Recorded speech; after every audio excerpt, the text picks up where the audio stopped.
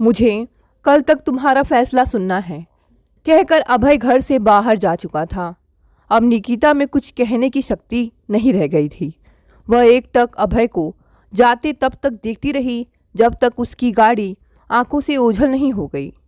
उसने सपने में भी नहीं सोचा था कि एक दिन वह इस स्थिति में होगी। अभय ने उससे शादी का प्रस्ताव रखा था। उसके मन की मुराद पूरी होने जा रही थी, लेकिन एक तरफ उसका मन नाचने गाने को कर रहा था तो दूसरी तरफ वह अपने घर वालों की प्रतिक्रिया की कल्पना करके परेशान हो रही थी। जब वे सुनेंगे कि निकिता वापस इंडिया लौट कर नहीं आ रही है तो पहले तो आश्चर्य करेंगे, भुनभुनाएंगे, और जब जानेंगे कि वह शादी करने जा रही है तो गुस्से से फट पड़ेंगे। अरे इस निकितवा को इस उम्र में यह क्या पागलपन चढ़ा है।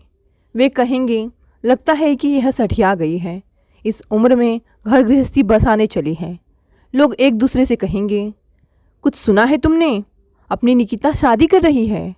बूढ़ी घोड़ी लाल लगाम, पता नहीं किस आँख के अंधे और गार्ड के पूरे ने उसको फंसाया है। सचमुच शादी करेगा या शादी का नाटक करके उसे घर की नौकरानी बनाकर रखेगा। अब कुछ कहा नहीं जा सकता। निकिता अपने आप से तर्क करती रही, क्या अभय सचमुच उससे प्यार करने लगा था? वह ऐसी परी तो नहीं कि कोई उसके रूप पर मुग्ध हो जाए। उसकी नज़र सामने आईने पर पड़ी।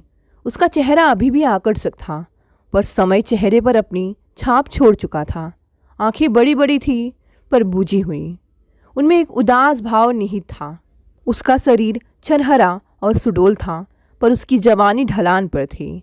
वह हमेशा ऐसी कोशिश में रहती थी कि वह किसी की आंखों में न गड़े, इसलिए वह हमेशा फीके रंग के कपड़े पहनती थी, गहने भी नाम मात्र को पहनती थी। वह इतने सालों से एक अनाम जिंदगी जीती आई थी। उसकी कोई शख्सियत नहीं थी, कोई अहमियत भी नहीं थी।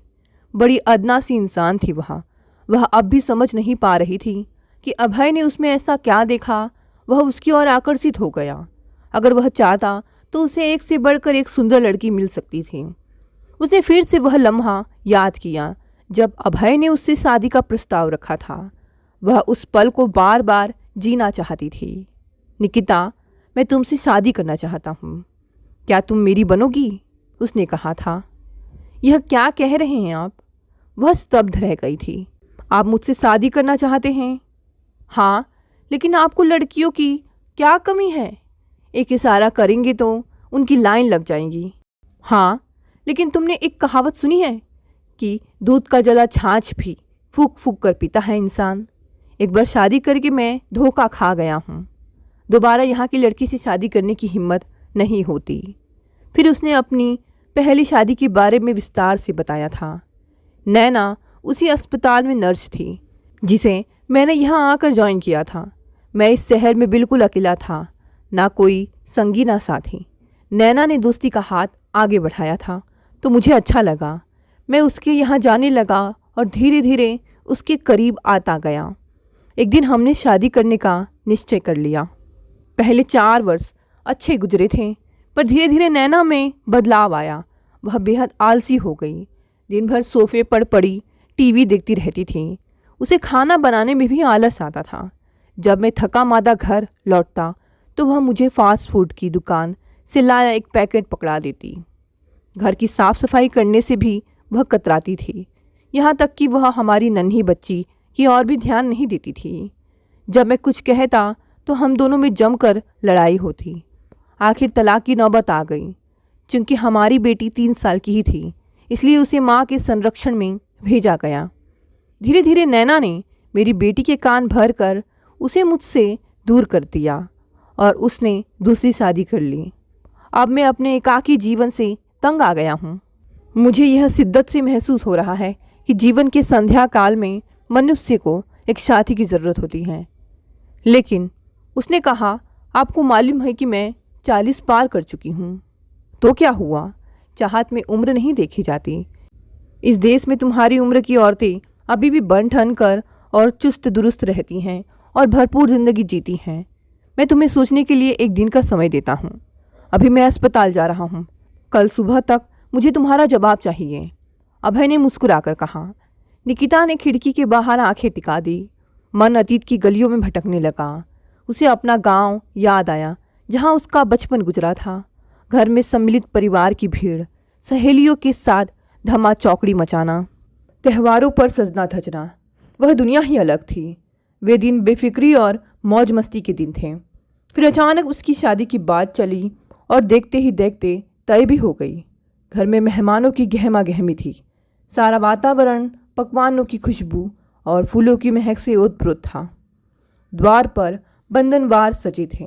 अलहड़ युवतियों की खिलखिलाहट गूंजने लगी। सखियां चूहल करने लगीं। सब एक सपने जैसा लग रहा था। फेरे हो चुके थे।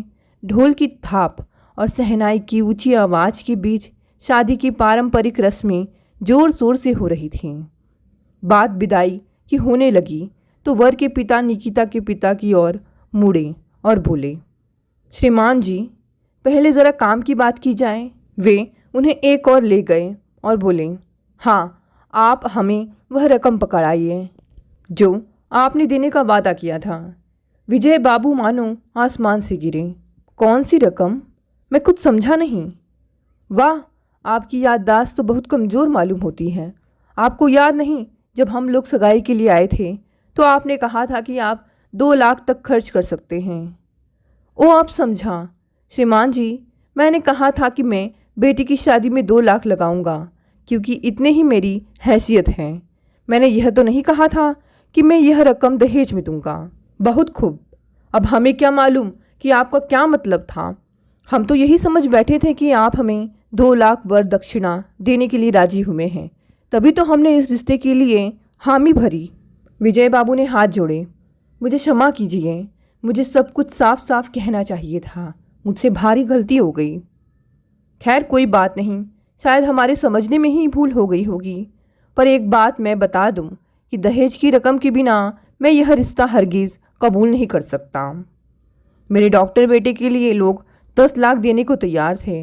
वह तो मेरे बेटे को आपकी बेटी पसंद आ गई थी, इसलिए हमें मजबूरन यहाँ संबंध करना पड़ा। अब आप जल्द से जल्द पैसों का इंतज़ाम कीजिए। विजय बाबू ने गिड़गिड़ा कर कहा, इतने रुपए देना मेरे लिए असंभव है। मैं ठहरा खेतीहर, इतनी रकम कहाँ से लाऊंगा? मुझ पर तरस खाइए। मैंने शादी में अपनी सामर्थ्य से ज़्यादा खर्च किया है और पैसे जुटाना मेरे लिए बहुत कठिन होगा। अरे, जब सामर्थ्य नहीं थी तो अपनी हैसियत का रिश्ता ढूंढा होता। मेरे बेटे पर क्यों लार टपकाई? विजय बाबू कातर स्वर में बोले, ऐसा अनर्थ न करें। मैं वादा करता हूँ कि जितना जल्दी हो सकेगा मैं पैसों का इंतज़ाम करके आप तक पहुँचा दूँगा। ठीक है, आपकी बेटी भी तभी विदा होगी। तभी निकिता के तीनों भाई अंदर घुस आए। आप ऐसा नहीं कर सकते, वे भड़क कर बोले। क्यों नहीं कर सकता? वर के पिता ने अकड़ कर कहा, हमारी बहन की आपके बेटे से शादी हो चुकी है। अब वह आपके घर की बहू है, आपकी अमानत है। तो हम कब इनकार कर रहे हैं? लेकिन इस समय दहेज की बात उठाकर आप क्यों बखेड़ा कर रहे हैं? बताइए तो। क्या आपको पता नहीं कि दहेज लेना कानूनन जुर्म है? अगर हम पुलिस में खबर कर दें तो आप सबको हथकड़ियाँ पड़ जाएंगी। पुलिस का डर दिखाते हो? अब तो मैं हरगिज़ बहू को विदा नहीं कराऊंगा। कर लो जो करना है। ना मुझे तुम्हारे पैसे चाहिए, ना तुम्हारे घर की बेटी। मैं अपने बेटे की दूसरी शादी कराऊंगा, वो भी डंके की चोट पर कराऊंगा। हाँ हाँ, जो जी चाहे कर लेना। यह धमकी किसी और को देना हमारी इकलौती बहन हमें भारी नहीं है। हम उसके लिए आपके सामने नाक रगड़ेंगे। हम में उसे पालने की शक्ति है। हम उसको पलकों पर बिठा कर रखेंगे। ठीक है, तुम रखो अपनी बहन को, हम चलते हैं। निकिता के माता पिता समधी के हाथ पैर जोड़ते रहे, पर उन्होंने किसी की एक ना सुनी। वे उसी वक्त बिना खाए पिए बारातियों समेत घर से बाहर हो गए। अरे लड़को, तुमने ये क्या कर डाला? रीता देवी रोकर बोली। लड़की के फेरे हो चुके हैं, अब वह पराया धन है, अपनी पति की अमानत है। उसे कैसे घर में बैठाए रखोगे? फिक्र ना करो अम्मा, उस भिखारी के घर जाकर हमारी बहन दुखी भोगती। वे उसे दहेज के लिए सताते रुलाते। अच्छा हुआ कि समय रहते हमें उन लोगों की असलियत मालूम हो गई। लेकिन अब तुम्हारी बहन का क्या होगा? वह ना तो इधर की रही ना उधर की। विवाहित होकर भी उसकी गिनती विवाहित स्त्रियों में नहीं होगी। बेटा, शादी के बाद लड़की अपने ससुराल में ही शोभा देती है। चाहे जैसी भी हो, समधी जी की मांगे पूरी करने की कोशिश करो और निकिता को ससुराल विदा करो। अम्मा, तुम बेकार में डर रही हो। हम समधी जी की मांगे पूरी करते रहें तो इस सिलसिले का कभी अंत ना होगा। एक बार उनके आगे झुक गए तो वे हमें लगातार दूहते रहेंगे। हमें पक्का यकीन है कि देर सवेर वे अपनी गलती मान लेंगे और निकिता को विदा करके ले जाएंगे। पर वे अपने बेटे की दूसरी शादी की धमकी देकर गए हैं। अरे अम्मा, अगर लड़के वाले अपने बेटे का पुनर्विवाह करेंगे तो हम भी अपनी निकिता का दूसरा विवाह रचाएंगे। यह कहना आसान था पर कर दिखाना बहुत मुश्किल। दिन पर दिन गुजरते गए और निकिता के लिए कोई अच्छा वर नहीं मिला। कोई लड़का नज़र में पड़ता तो वही लेन देन की बात आड़े आती। किसी शादीशुदा आदमी का रिश्ता आता तो वह उनको न जचता। जब निकिता की उम्र 30 के करीब पहुंची तो रिश्ते आने बंद हो गए। उसकी माँ उसकी चिंता में घुलती रही। वे बार बार अपने पति से गिड़गिड़ाती, अजी कुछ भी करो, मेरे गहने बेच दो, यह मकान या ज़मीन गिरवी रख दो, पर लड़की का कुछ ठिकाना करो।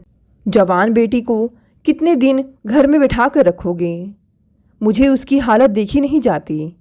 एक बार विजय बाबू लड़कों से चोरी छिपे समधी के घर भी गए थे, पर अपना सा मुँह लेकर वापस आ गए। उन्होंने बताया कि उनका बेटा पढ़ाई करने के लिए विदेश जा चुका है और उसके शीघ्र लौटने की कोई उम्मीद नहीं है। उन्होंने 2 टुक शब्दों में कह दिया कि अच्छा होगा कि आप लोग अपनी बेटी के लिए कोई और वर देख लें। अब रही सही आशा भी टूट चुकी थी। विजय बाबू गुमसुम रहने लगे। एक दिन उन्हें दिल का दौरा पड़ा और वे नहीं रहे। उनके तीनों बेटे शहर में नौकरी करते थे। अम्मा, उन्होंने कहा, तुम्हारा और निकिता का अब यहाँ गांव में अकेले रहना मुनासिब नहीं। बेहतर होगा कि तुम दोनों हमारे साथ चलकर रहो। बड़े बेटे रमेश को मुंबई में रेलवे विभाग में नौकरी मिली थी। रहने को मकान था। माँ बेटी अपना सामान समेटकर उसके साथ चल दी। माँ ने जाते ही बेटे के घर का चूल्हा चौका संभाल लिया और निकिता के जिम्मे आए अन्य छिटपुट काम। उसने अपने नन्हे भतीजे भतीजी की देखरेख का काम संभाल लिया। कुछ दिन बाद उसके मंझले भाई का फ़ोन आया, माँ, तुम्हारी बहू को बच्चा होने वाला है। तुम तो जानती हो कि उसकी माँ नहीं है, उसे तुम्हें ही संभालना होगा।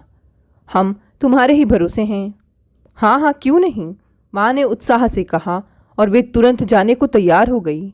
निकिता को भी उनके साथ जाना पड़ा। अब उनकी ज़िंदगी का यही क्रम हो गया।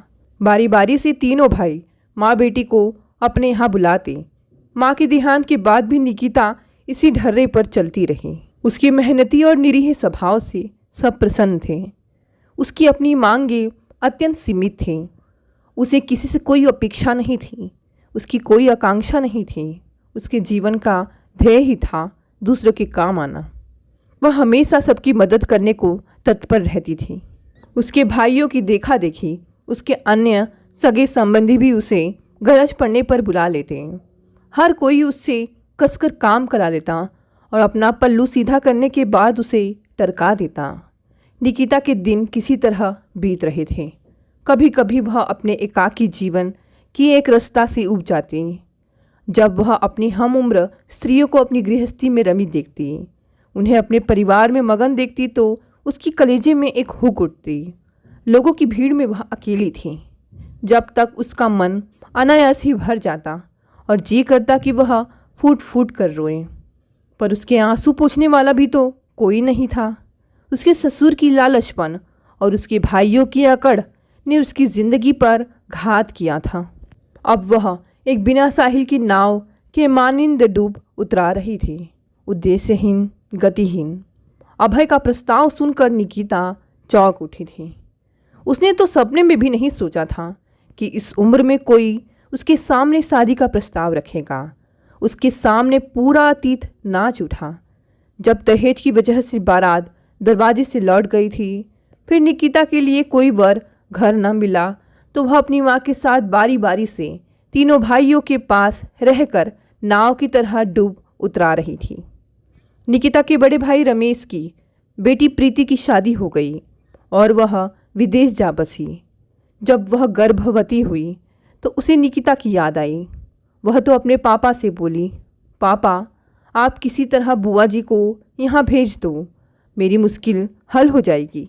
वे घर भी संभाल लेंगी और बच्चे को भी देख लेंगी। यहाँ के बारे में तो पता है ना आपको, बेबी सीटर और नौकरानियाँ घंटे के हिसाब से चार्ज करती हैं। इससे हमारा तो दिवाला ही निकल जाएगा। हाँ हाँ, तुम्हारे लिए निकिता कभी मना नहीं करेगी, पर कुछ दिनों से वह गठिया के दर्द से परेशान है।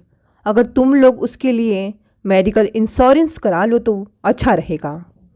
सुना है कि उस देश में बीमार पड़ने पर अस्पताल और डॉक्टरों के इलाज में बड़ा भारी खर्च होता है। हाँ हाँ, क्यों नहीं, ये कौन सी बड़ी बात है। बुआ का बीमा करा लिया जाएगा, बस आप उन्हें जल्द से जल्द रवाना कर दें। निकिता विदेश के लिए रवाना हो गई। उसकी भतीजी उसे एयरपोर्ट पर लेने आई थी। बेटी, तेरे देश में तो बड़ी ठंड है, निकिता ने ठिठुरते हुए कहा। मेरी तो कप कपी छूट रही है। प्रीति हंस पड़ी। अरे बुआ जी, अपना घर वातानुकूलित है, बाहर निकलो तो कार में हीटर लगा हुआ है, शॉपिंग मॉल में भी टेम्परेचर गर्म रखा जाता है, फिर सर्दी से क्यों घबराना। हाँ, एक बात का ख्याल रखना, बाहर कदम रखो तो बर्फ़ में पाँव फिसलने का डर रहता है, इसलिए ज़रा संभल कर रहना। फिर उसने निकिता के गले लग कर कहा, बुआ जी तुम आ गई तो मेरी सब चिंता दूर हो गई। अब तुम मुझे वे सभी चीज़ बना कर खिलाना जिन्हें खाने के लिए मेरा मन ललचता है। घर पहुंचकर प्रीति ने कहा, बुआ आपका बिस्तर बेबी के रूम में लगा दिया गया है। जब बेबी पैदा होगा तो शायद रात में एक आध बार बच्चे को दूध की बोतल देने के लिए उठना पड़ेगा, और हाँ, सुबह पिल्लू को ज़रा बाहर ले जाना होगा, क्योंकि आपको तो पता है मेरी नींद आसानी से नहीं खुलती। ये पिल्लू कौन है? अरे पिल्लू हमारा छोटा सा कुत्ता है, कल ही सचिन उसे खरीद कर लाए हैं। हमने सोचा है कि बच्चे को उसका साथ अच्छा लगेगा। पर बेटी, इतने नन्हे बच्चे के साथ कुत्ता पालना अक्लमंदी है क्या?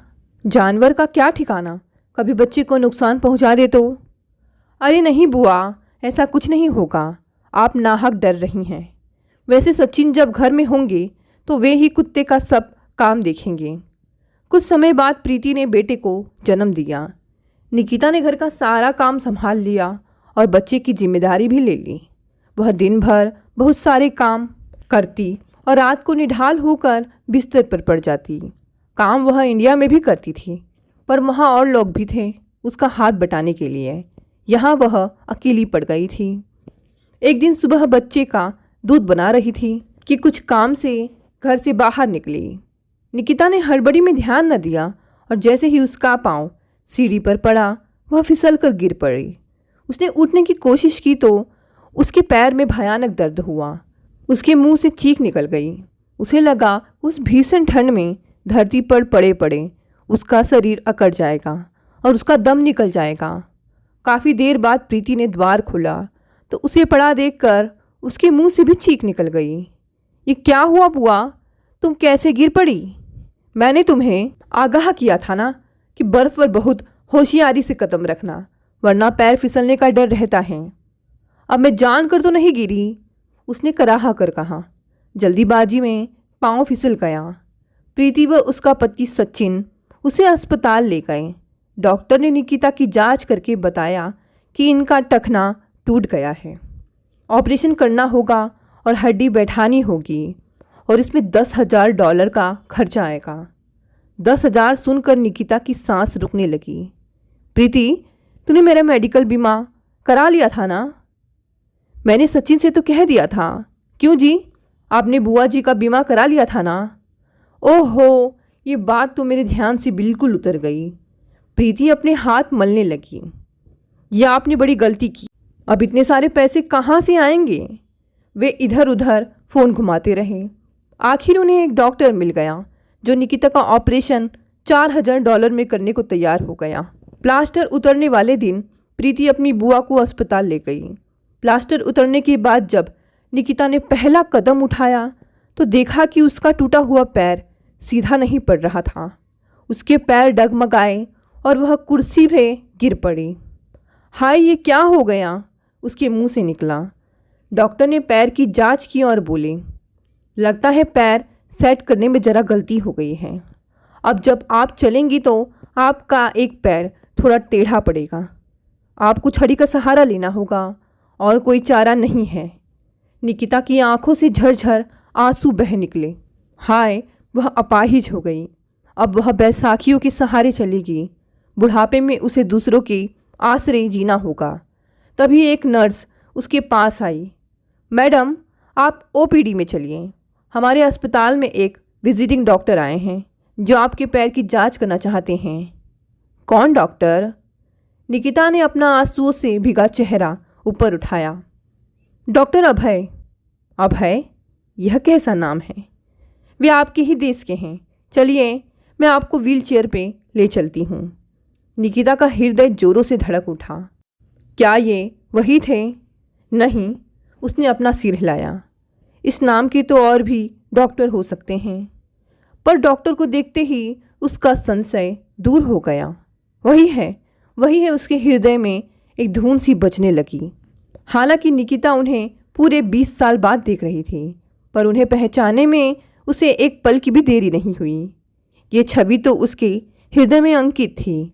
उसने भावुक होकर सोचा, इनकी तस्वीर तो उसने सहेज कर अपने बक्से में रखी हुई थी।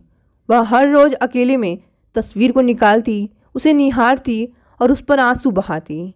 ये तस्वीर उन दोनों की मंगनी के अवसर पर ली गई थी।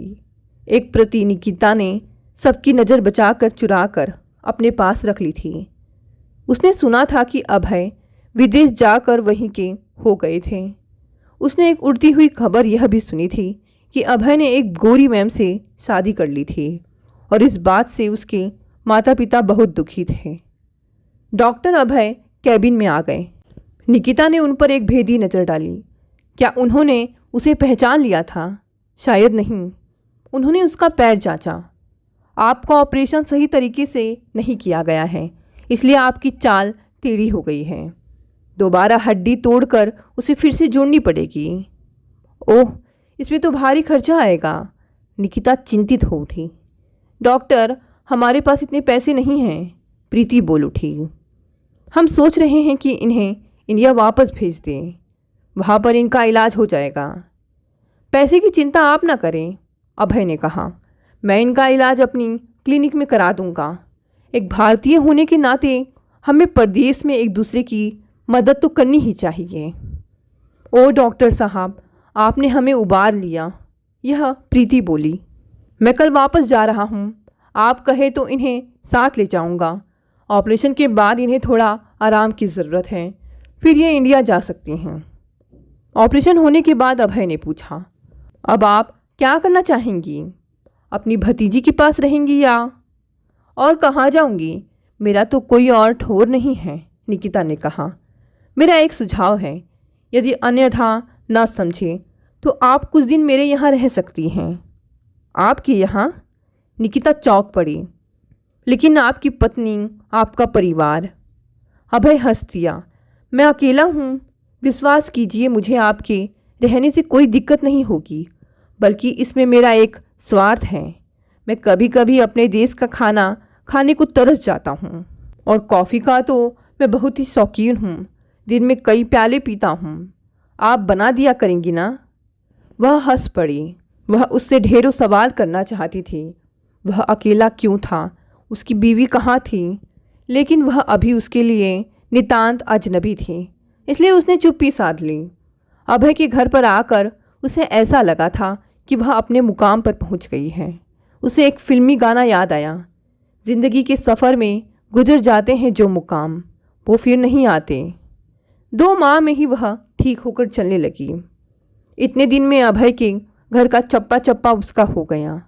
उसने बड़ी जतन से उसे ठीक कर दिया। वह डॉक्टर का एहसान सेवा से चुकाना चाहती थी। उधर अभय की बात ने उसे अंदर तक हिला दिया। लेकिन निकिता ने सोचा, आज उसके जीवन में यह अनहोनी घटी थी। उसका गुजरा हुआ मुकाम फिर लौट आया था। जिस आदमी की तस्वीर को देख देख कर उसने इतने साल गुजारे थे वह आज उसके सामने खड़ा था और उसे अपनाना चाह रहा था। ये एक चमत्कार नहीं तो क्या था। उसने अपने लिए थोड़ी सी खुशी की कामना की थी। अभय ने उसकी झोली में दुनिया भर की खुशी उड़ेल दी थी। भला ऐसा क्यों होता है कि इस भरी दुनिया में केवल एक व्यक्ति हमारे लिए अहम बच जाता है। उसने सोचा, ऐसा क्यों लगता है कि हमारा जन्म जन्मांतर का साथ है। हम एक दूसरे के लिए बने हैं। एक चुंबकीय शक्ति हमें उसकी ओर खींच ले जाती है। हर पल उस मनुष्य की शक्ल देखने को जी करता है। उससे बातें करने के लिए मन ललायित रहता है। यही है मेरे मन का मीत, मेरा जीवन साथी। इस मनुष्य की तस्वीर के सहारे उसने इतने साल गुजार दिए थे। आज वह उसके सामने प्रार्थी बनकर खड़ा था, उससे प्यार की याचना करते हुए। क्या वह इस मौके को गवा देगी? नहीं। उसने सहसा तय कर लिया कि वह अभय का प्रस्ताव स्वीकार कर लेगी। अगर उसने ये मौका हाथ से निकाल दिया तो वह जीवन भर पछताएगी। आज तक वह औरों के लिए जीती आई थी, अब वह अपने लिए जिएगी। और रही उसके परिवार की बात, तो चाहे उन्हें अच्छा लगे चाहे बुरा, उन्हें उसके निर्णय को स्वीकार करना ही होगा। घड़ी का घंटा बज उठा तो उसकी तंद्रा भंग हुई। ओह, वह बीते दिनों की यादों में इतना खो गई थी कि उसे समय का ध्यान ही नहीं रहा। वह उठी और उसने एक एक करके घर का काम निपटाना शुरू किया। उसने कमरों की सफाई की। आज उसे इस घर में एक अपनापन महसूस हो रहा था। हर एक वस्तु पर प्यार आ रहा था। उसने अभय के कपड़े करीने से लगाए, बगीचे से फूल लाकर कमरों में सजाए। उसकी निगाहें घड़ी की ओर लगी रही। जैसे ही घड़ी में 10 बजे घर का मुख्य द्वार खुला और अभय ने प्रवेश किया। वह एक कुर्सी पर पसर कर बोला, आज मैं बहुत थक गया हूँ। आज सुबह 3 ऑपरेशन करने पड़े। निकिता के मन में अभय पर ढेर सारा प्यार उमड़ आया। उसने कॉफ़ी का प्याला आगे बढ़ाया।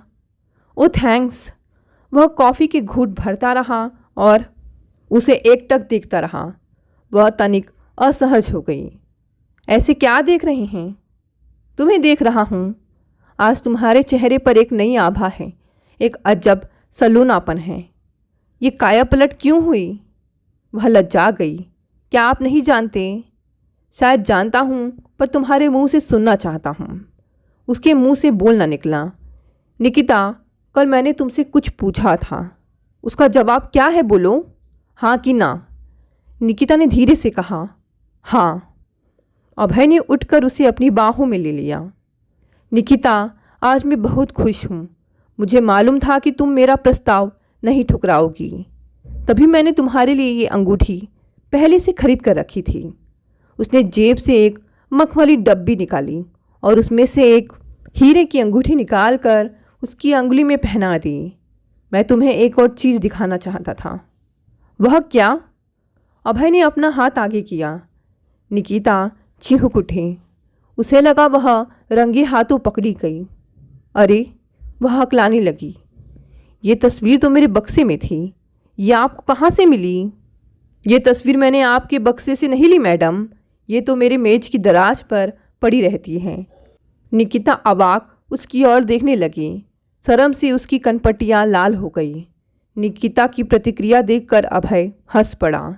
अरे पगली, जिस तरह तुमने हमारी मंगनी के अवसर पर ली गई ये तस्वीर संभाल कर रखी थी, उसी तरह मैंने भी एक तस्वीर मौका पाकर उड़ा ली थी। इसे जब तब देखकर तुम्हारी याद ताज़ा कर लिया करता था। वह झेप गई। ओह, तो आप जान गए थे कि मैं कौन हूँ? और नहीं तो क्या। तुमने क्या सोचा कि मुझे अनजान लोगों को मुफ्त इलाज करने का शौक़ है? उस दिन अस्पताल में तुम्हें मैं पहली नज़र में ही पहचान गया था। तुम्हें भला कैसे भूल सकता था? आखिर तुम मेरा पहला प्यार थी। और आपने यह बात मुझसे इतने दिनों तक बड़ी होशियारी से छिपाए रखी। उसने मीठा उल्हाना दिया। और करता भी क्या? तुम्हारा आगा पीछा जाने बगैर मैं अपना मुंह ना खोलना चाहता था। मैं तो यह भी नहीं जानता था कि तुम शादीशुदा हो या नहीं, तुम्हारे बाल बच्चे हैं या नहीं। तुम्हें अचानक अपने सामने देखकर मैं चकरा गया था। जब तुम्हें रोते हुए देखा तो कारण जानकर तुम्हारी मदद करने का फैसला कर लिया। जब हमारी बातों के दौरान यह पता चला कि तुम्हारी शादी नहीं हुई है और न ही तुम्हारे जीवन में कोई और पुरुष आया है, तो मैंने तुम्हें अपना बनाने का निश्चय कर लिया। मेरा तुम्हें अपने घर बुलाने का भी यही मकसद था। मैं तुम्हारा मन टटोलना चाहता था। मैं चाहता था कि हम दोनों में नज़दीकियाँ बढ़ें, हम एक दूसरे को जानें और परखें।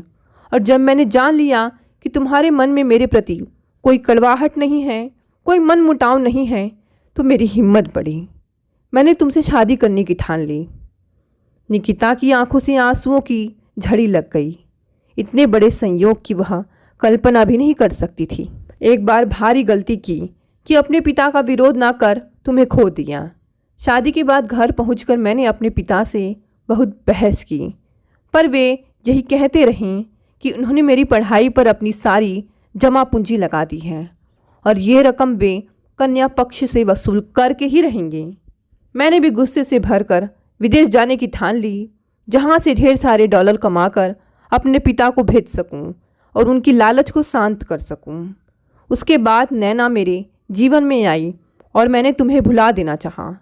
मैं मानता हूँ कि मैंने तुम्हारे साथ बड़ा अन्याय किया। अब मैं तुमसे शादी करके इसका प्रतिकार करना चाहता हूँ। निकिता, क्या तुम्हें ऐसा नहीं लगता कि हम दोनों का मिलन था? किसी अज्ञात शक्ति ने हमें एक दूसरे से मिलाया है। नहीं तो ना तुम विदेश आती और ना हम यूं अचानक मिलते। उसने निकिता के आंसू पोंछे। यह समय इन आंसुओं का नहीं है, यह हमारी नई जिंदगी की शुरुआत है निकिता। अभी भी कुछ नहीं बिगड़ा है। जो कुछ बीत गया उसे भुला दो और भावी जीवन की सोचो। हमें एक दूसरे का साथ मिला तो हम बाकी ज़िंदगी हंसते खेलते गुजार देंगे। कल हम अपनी शादी के लिए रजिस्ट्रार ऑफिस जाएंगे। ठीक है, फिर भी शादी के लिए हमें 2-4 चीज़ों की ज़रूरत तो पड़ेगी ही, मसलन नई साड़ी, मंगलसूत्र वगैरह। मंगलसूत्र मेरे पास है। अरे वह कैसे? मैं आपका दिया हुआ ये मंगलसूत्र हमेशा अपने गले में पहने रहती हूँ। यह एक कवच की तरह मेरे गले में पड़ा हुआ है। सच? अभय हंस पड़ा। निकिता सिहर उठी। उसे ऐसा लगा कि उसका शरीर एक फूल की तरह खिलता जा रहा है। वह अभय के आगोश में सिमट गई। उसे अपनी मंजिल जो मिल गई थी। दोस्तों, ये कहानी यहीं समाप्त हो गई। कहानी पसंद आई तो इसे लाइक, शेयर और कमेंट करें। धन्यवाद दोस्तों। मिलते हैं अगली नई कहानी से।